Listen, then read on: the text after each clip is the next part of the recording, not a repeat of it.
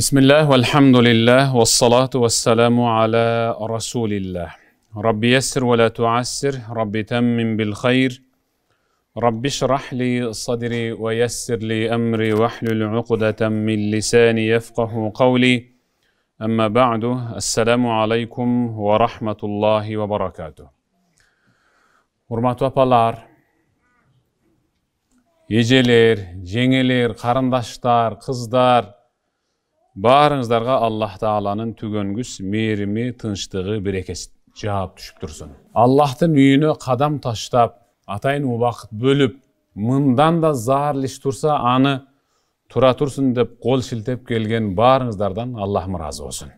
Эми апалар, мага чейин да көп сабак уктуңуздар да, сабакка катыштыңыздар, таалимдерге барып аттыңыздар. Кандай темада, кайсы теманын айланасында сүйлөшүүнү мен билбей эле келдим азыр. Анткени мен кайсы темага даярданып барайын десем, өзүңүз каалаган темада сүйлөң дешти да. Мен өзүм каалаган темада сүйлөйүнбү же сиздер каалаганбы?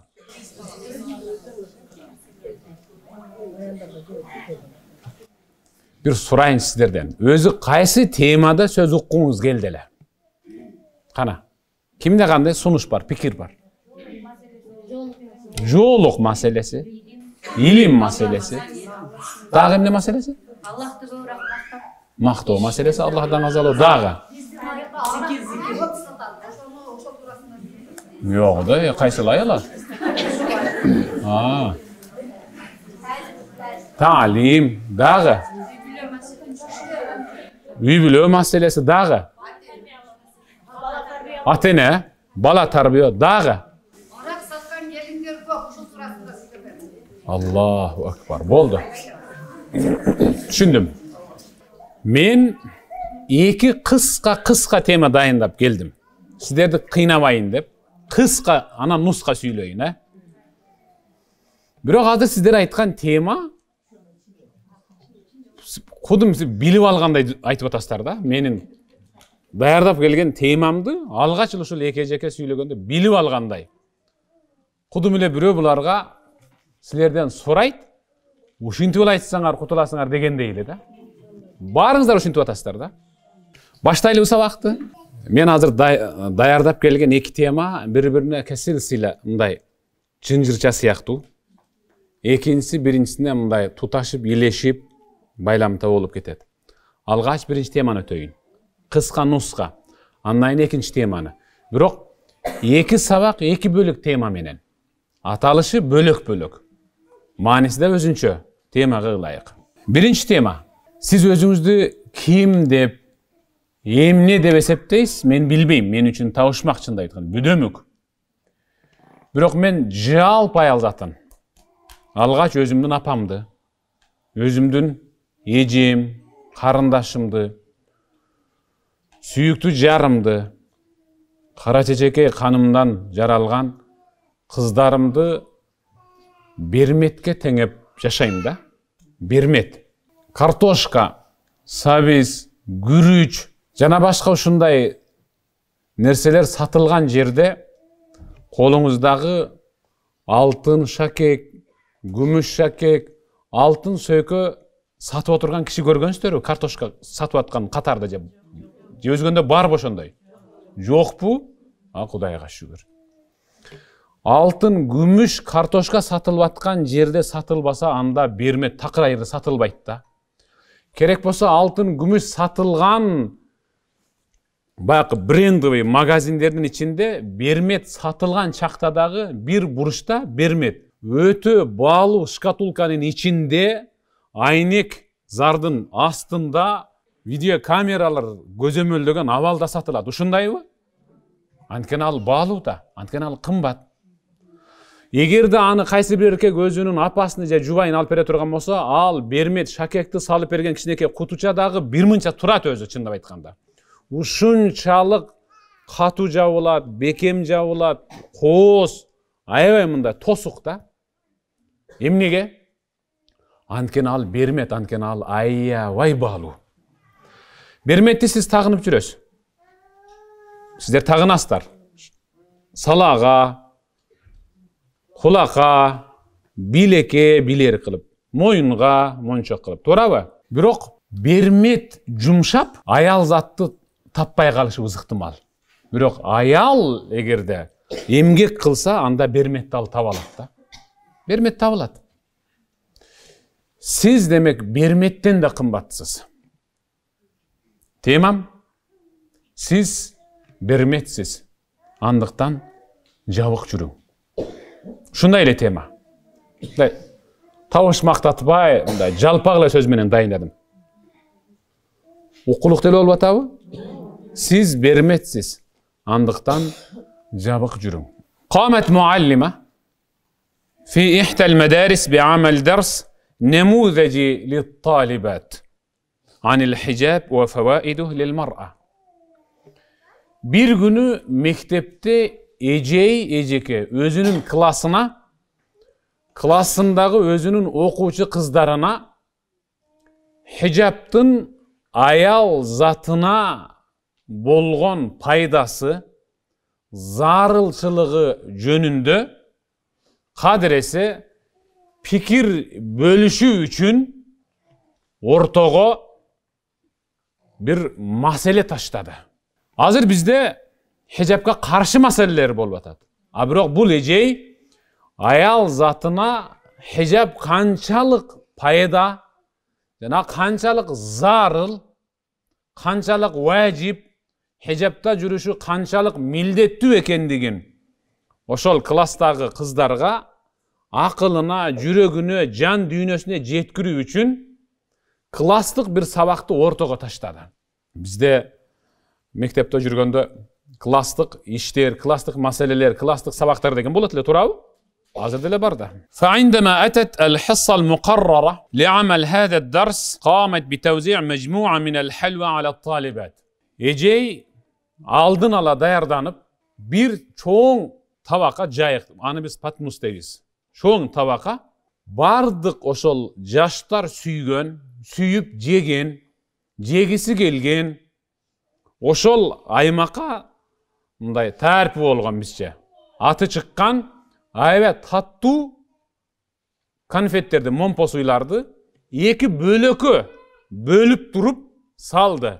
Бирөөсүн фабрикадан чыккан боюнча сыртында кагазы менен, экинчи бөлүгүн кагазын алып таштап, içindeki şokoladты көрсөтүп таркатты. Ejey көңүл урбастан жанындагы bir окуучу кызына тапшырып, баарына бирден алдыр. Бирден гана алсын.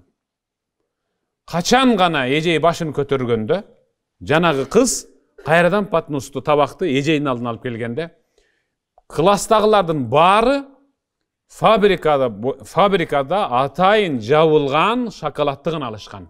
Арчылган шоколадты эч ким салган эмес. ثم قالت المعلمة ejey сурап атат. لماذا لم تأخذن الحلوى التي ليس لها غلاف? Эмне үчүн сыртындагы кагазы жок таттууну өзүңөр алган жоксуңар? Болбосо колуңардагы турган таттуу ушунун эле өзү да.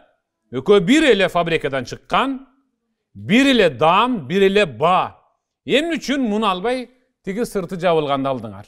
فكان الجواب بكل تأكيد баары бир ооздон, бир пикирде, эч бир кайчы пикир жаралбастан, لأن الحلوى التي ليس لها غلاف قد تكون جراثيم أو وسخة. Ejey üstü açık, sırtındagы kagazı жок, tosmosu жок tattууlardын баарында микроб болушу ал айдан ачык. Же кимдир бирөөнүн колу тийген, кимдир бирөөнүн көзү тийген.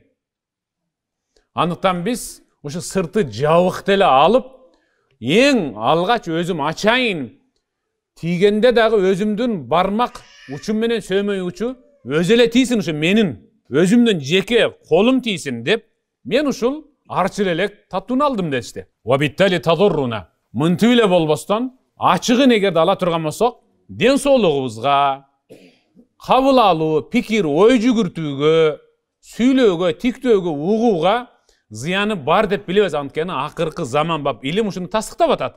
Эми ушул жерде бир нерсени кылып кетейин. Мен 90 жылы. 95 жылы Ош шаарынын базарына кирип калдым. Анда эски базар бар эмес беле. Мен өзү Ошто анча билбейм. Өзү Оштон болом, бирок Ошто анча билбейм. Ошол жерге базарга кирдим.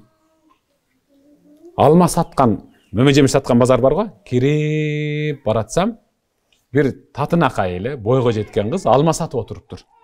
Менин көзүмө көрүнүп калган ушул болду. Алманы алып, арчып тизип атыптыр. Тиги жактан мындай идиштен алып, арчып тизип атыптыр. Табарыны вид кылып атыптыр да. Кантип дебейсизби? Алманы кармайт дагы түү деп түкүрүп туруп арчып атат. Баякы жерде бир 2-3 мүнөт турдум ошол жерде тиктеп. Менин көзүмө көрүндүбү же түкүрүп атабы деп. Улам арчып туруп, экинчиден түү деп түкүрөт, дагы арчыйт. Мен Аллах Тааланын үйүндө турам. Жалган айтып аткан жерим жок күлдүрүш үчүн. Өз көзүм менен көрдүм да ушуну. Карабайсызбы? Бул түкүрүк. Эми ислам алымдар айтат, базарга киргенде көзүңүзгө жаккан жемек, ичмек, азык оокатты эгерде ала турган болсоңуз, анда элдин көзүнө дайым көрүнүп турган тарабынан албаң эч качан. Анын аркасынан алың же атайын коробкада турган жагынан тандап алың деп атат. Илим тастыктап атат. Эмнеге десе, жегиси келип, алгысы келип, бирок акчасы жетпей, курсагы ач өзөрүп кетип барды. Ох, ошодон бирди жегенде дегендердин баарынын көзү сугу тиет буга.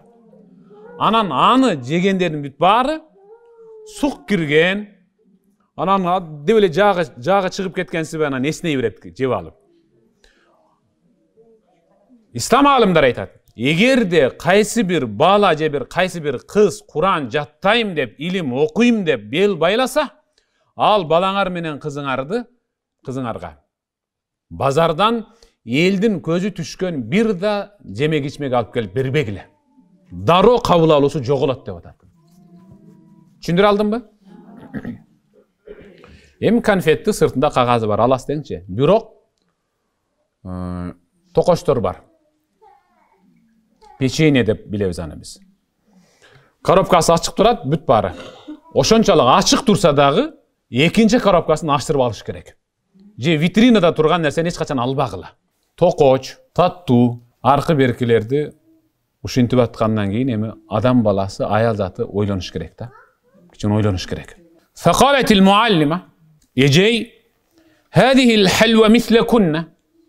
Дал ушул мен табакка салып бүгүн силердин ой пикириңерди билейинчи деп таркаткан ушул таттуу дал силер сыяктуу. Вал гилаф мислал хижаб.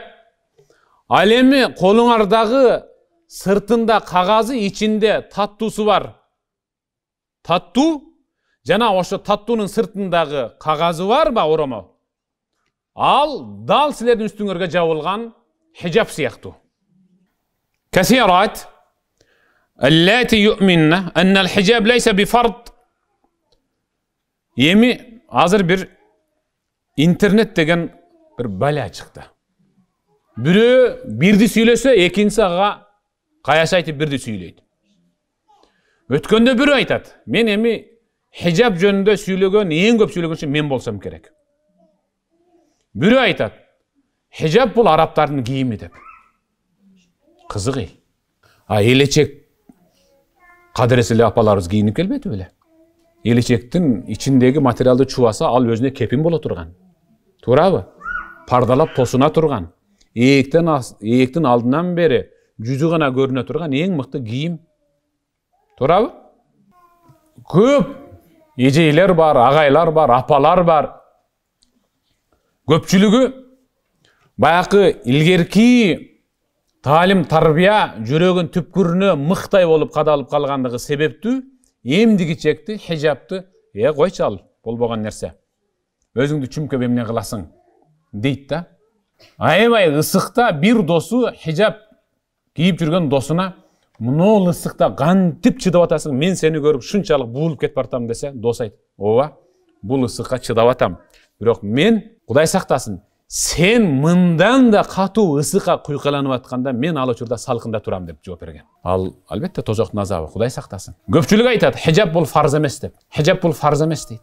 Алла Таала Кур'анда ачык айкын айтып атса, орон, жамын, жашын, тосун, бекин деп атса, хижаб фарзбы? Алла Тааланын буйругу фарз да. Walakin law ta'ammalna qalilan najid anna al-kawna kulluhu yatahajjab. Чындап эле мындай илимий көз караш менен ойлонсок, мейли болуп тур. Кур'андан айтсам, хадистен айтсам, сен өтө басым жасап айтат экенсиң деп мени жемелей турган болсоңуздар, анда заман бап. Мисалы, физиканы алайлы, химияны алайлы, астрономияны алайлы, биология, ботаниканы алайлы. Айтор кайсыл илим, фан, кайсыл факультетти албайлы, кайсыл бөлүгүн албайлы, терең ой жүгүртүп, акыл калчап көрө турган болсок, анда ал-каун жаратылыштын өзү, жалпы табият жаратылыштын өзү пардалуу өзү. Жаратылыш өзү пардалуу. Ал-куратул ардия алейха гилаф. Биринчиси жер шары. Жер шары өзү пардалуу. Жер шары өзү тосмо пардалуу. Эгерде анын пардасы жыртылса, анда ал өз нугунан чыгып кетет. Анда адам баласынын жашоосунда чоң катастрофа болот. Адамдар баары өлүп жок болот. Аллах Таала жер шарын пардалап койгон, ошол биздин көзгө көрүнбөгөн парда болгондугу үчүн жер шары өз нугунан чыкпай турат. Экинчиси, вассимар ан-надия алейха гилаф. Өтө таттуу, өтө керектүү жемиштердин баары пардаланган. Мисалы, сиздерге суроо. Кичинекей кызыңарды, балаңарды эмне деп эркелетесиңер? Кана? Ар ким өзүн эркелеткенди айтат да, азыр мисалы. Жө дейт бирөө. Ман лала кызы дейт. Дагы айта бергиле. Аселим дейт дагы. Мындай бир чакылдаган балдарды, кыздарды эмне дейт? Я. Данектей дейт. Данектей дейт да. Мына данектей дейт. Эмнеге? Эмнеге ушуну данектей деп атасыз? Пайгамбарыбыз саллаллаху алейхи ва саллам ад-дуа муххул ибада, бата кылуу деген, Аллахтан сурануу, тиленүү, бул ибадаттын барып турган данеги деген. Данек. Ал данек момунда бир сөөктүн ичинде жашырылган. Туурабы? Ал сөөктү дагы сыртына бир жемиш каптап турат. Ошондо канча каптоо турат ичин сыртында? 2 каптоо турат. Мана вассимар ан-надия алейха гилаф.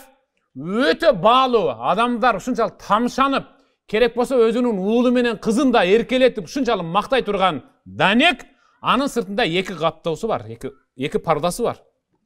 Ошондойбу? Ал данекти жесеңиз жемиш болот, сыксаңыз май болот, койсоңуз өзүнчө бир көрк болот. Вассайф юхфаз дахила гилаф ва хува гимду. Бычак, кылыч, сиздин кайчыңызда керек болсо өзүнүн салгыч кыны бар.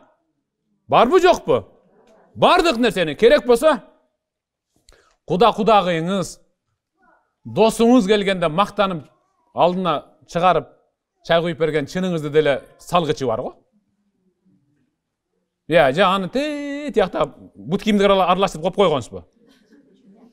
Аны конокко гана куясыз, өзүңүз жолдошуңузга да этият кылып алып коюңуз го.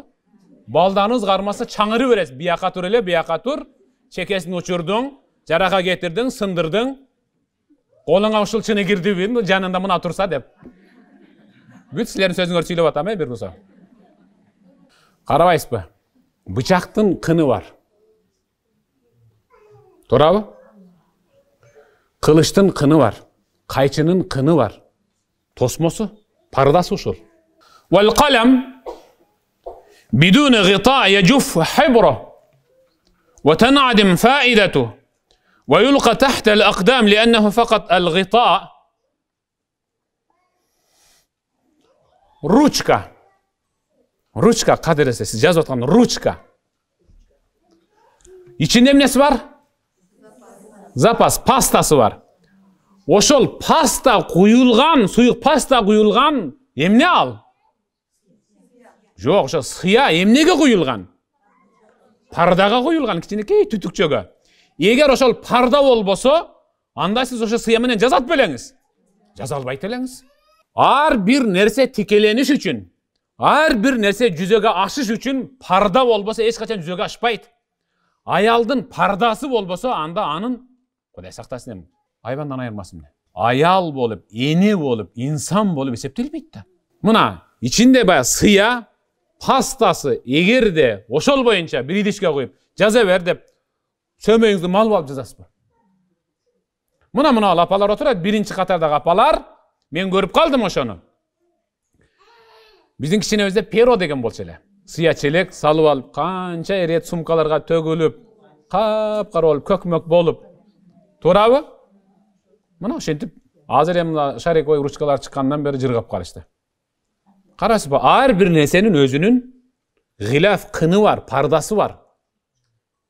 Эгерде баягы кара түстүү карандаштардын сырткы жыгачы болбой, каптоосу болбой, кызылын кызылдай, агын ак, көгүн көктөй бере турган болсо, анда аны тез эле майдалап жок кылат биздикилер. Сынып калат. Туурабы? Ва туфаха лау назиат кышратуха ва таракатха фасадат. Алма өзүңүздүн мына короңузда. Алма аны арчып, мисалы мени чакырдыңыздар да. Эртең барайын дедим. Макул деп азыр шашып барып, алмалардын баарын арчып, тарелка коюп койсоңуз эмне болот? Саргарат да, туурабы? Саргарат, карарат, анан ал өңүн жоготот, көрк бузулат, анан мен айтам, бузулуп калып турду, мен жебейм аны. Сырты боюнча тура турган болсо, жалтыратып коюп коесуз. Анан кааласам, сырты менен кааласам, мен аны арчып жеймин. Алма дагы ушинтип бузулуп аткандан кийин сырткы гилаф хижабы арчылып жалаңачтанып коюлуп койгондон кийин бузулуп аткандан соң аял бермет да. Wal maus law nuzi'at qishratuhu inqalaba aswad. Банан сыртын арчып 1 саат коюп коюңдар, эмне болот экен? Эмне болот? Анан алып чыгып туруп, банан сатам, аласыздарбы? Банан сатам деп өзгөнүн базарына чыксаңыз айтат да бирөө, бери келчи. Кетип калчы башты өртпөй. Мына кара бананыңды. Туурабы? Ким алат сизден ошо карарып калган бананды? Эч ким албайт. Анткени сиз анын сыртын арчып койгонсуз. Мен көрө элекмин. Бир да супермаркетке кирген адам арчылган бананыңыз жок беле деп сураганын.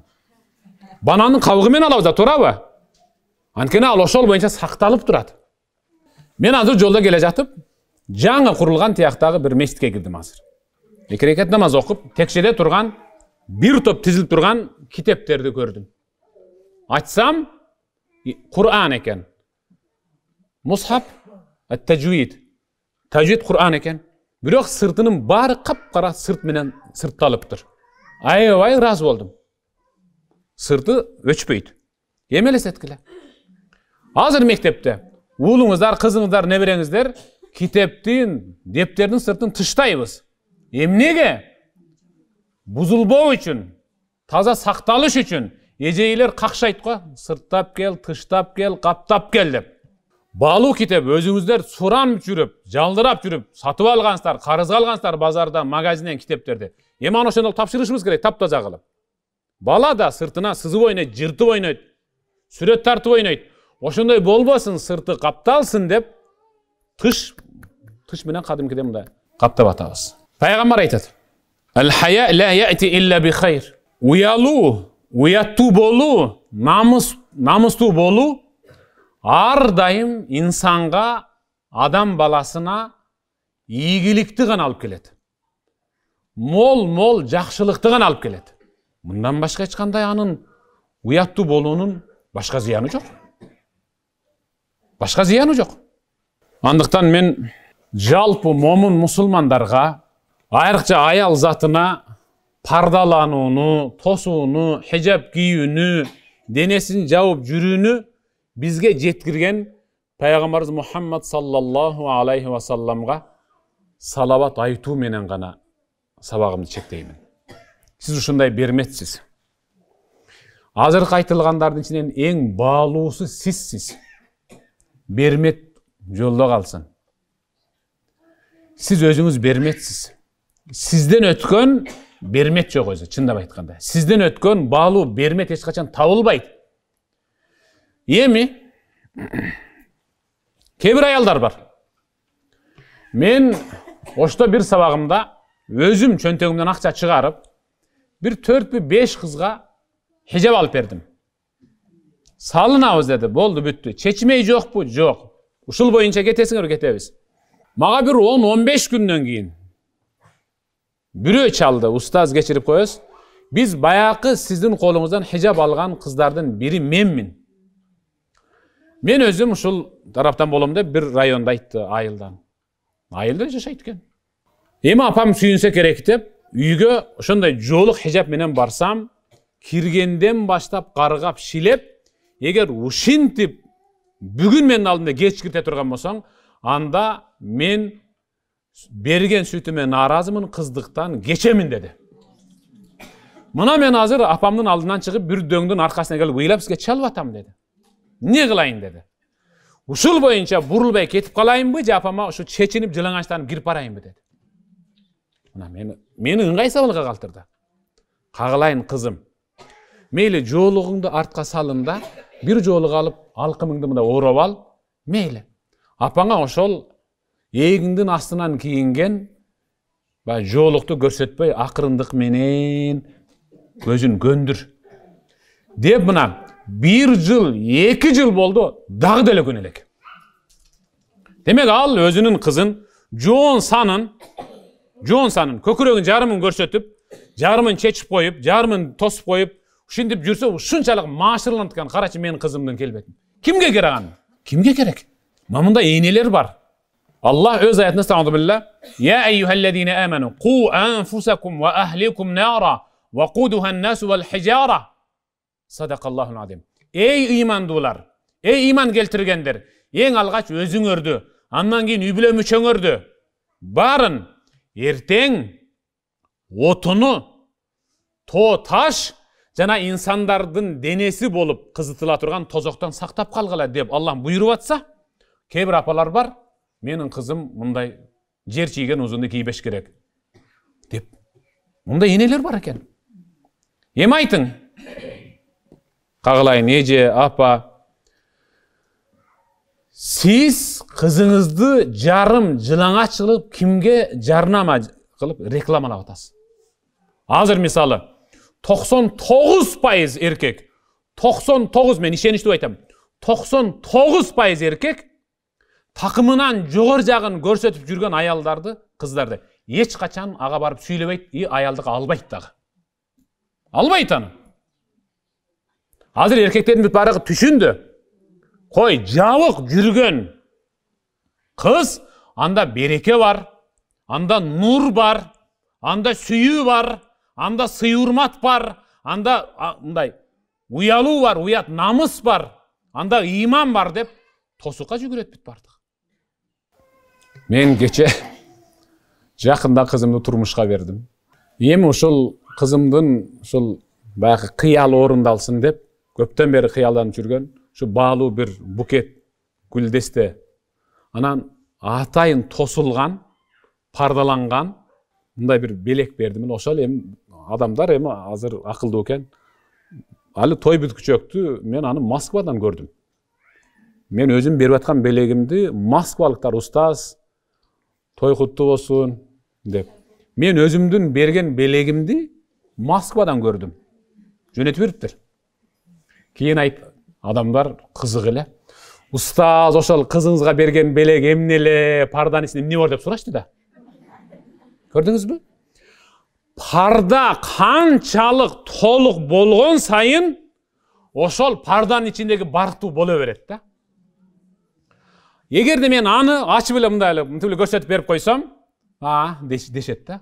Azır kızdardın açık жүрüşü özünün enelik, kadırın, ayaldık, barkın, namısın, uyat, sezimin bir otala jogottu. Kançalık tosulgan sayın, al oşonçalık barktu, bağlı bolat, kadırlı bolat, narktu bolat inşallah.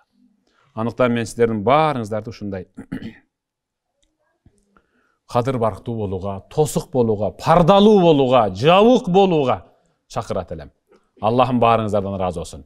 Менин биринчи темам бүттү ушуну менен. Токтотоюнбу? Болду, ушунчалык болот эми. Сүйлөсөм кызып сүйлөй берет экенмин. Кечетен бери сүйлөп атабыз. Эми экинчи сабагыбызга өтөлү. Экинчи сабак дал ушул азыркы айткан сабакты дагы сиздин жүрөгүңүзгө жеткирүү максатта күчтөндүрүп айтып бере турган тема. Уйку келген жокпу? Жакшы элестерби? Тажаткан жокмунбу? Аллахым ыраазы болсун. Эми экинчи тема. Мен мурда бир тема тандап алып эле 40 мүнөт 1 саат сүйлөй берет элем. Азыр эми кыска кылып, бирок нускараак кылып 2 тема тандадым атайын. Экинчи тема ушундай.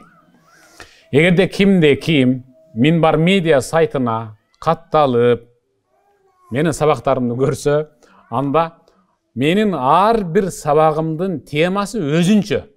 Бир темам экинчи темага таптакыр окшошпойт. Же болбосо бир жердеги сүйлөгөн сөзүмдү экинчи жерге эч качан сүйлөбөймүн. Ар бир сабагымдын темасы өзүнчө оригинал кылып чыгаргым келет. Анткени азыр адамдардын аң сезими, алардын угуучулардын деңгээли болуп көрбөгөндөй көтөрүлдү да. Болуп көрбөгөндөй бийиктеди. Мына азыр ушул жерде отурган апалардын, эже карындаш жеңелердин, ушу сиздердин кадырыңыздар, баркыңыздар, аң сезим, кабыл алуу деңгээлиңиздер мен айтып жаткан темадан алдаганча жогору да. Мен сөз баштаганда сиз аны аягына чейин өзүңүз кадыр эсем 50-60% түшүнүп атасыз да. Мен ошого сүйүнөм. Ошол себептен мен бир жерде сүйлөгөн сабагымды экинчи жерге барып сүйлөбөйм. Экинчи тема мындай. Ише жана апельсин. Мен кызыктай эле тема тандай берем экенмин. Не беле болгон тема деп атат азыр адамдар. Чында өткөндө өзүмдүн операторум кече эле айтып атат эле. Устаз, темалар бир башкача да. Сөөмөй деп коюп, болду. Али баш бармагын айта элекмин. Бар баш бармагы да бар. Азыр ушу сөөмөйгө амал кылып алалы, Уктуңуздарбы сөөмөйдү? Уккула сөөмөйдү. Сөөмөйдү уккула бүгүн. Өзүңөрдүн ким экениңерди, кандай экениңерди сөөмөй деген сабакты мында угуп көрсөңөр, ошол аялдын ордуна коюп, жолдошуңардын, өмүр жолдошуңардын, күйөөңөрдүн ошол эркекте, ошол күйөөдөй болушун Аллахтан тиленесиңер. Көргүлө бар. Күйүк нан. Ушундай тема бар,